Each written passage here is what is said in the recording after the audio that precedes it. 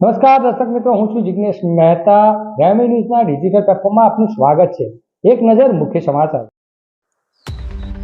હવામાન ખાતાએ જે પ્રમાણે આગાહી કરી છે કે આવનારા સંભવિત વાવાઝોડાના પગલે દક્ષિણ ગુજરાત પર તેની અસર જોવા મળશે, જેને લઈ આજે વહેલી સવારથી સુરત જિલ્લામાં વાતાવરણમાં પલટો જોવા મળ્યો.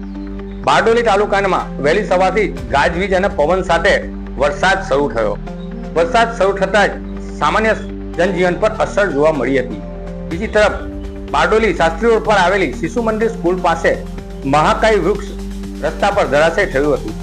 સદનસીબે વહેલી સવારે અવરજવર ન હોવાને કારણે કોઈ જાનહાનિ થવા પામી નહોતી.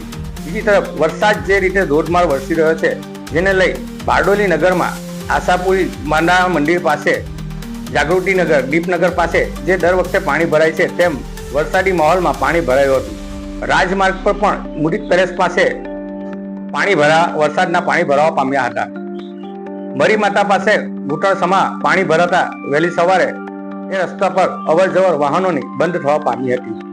વરસાદના પગલે ધોધમાર, જેને લઈ સામાન્ય જનજીવન પર મોટી અસર જોવા મળી આવી હતી.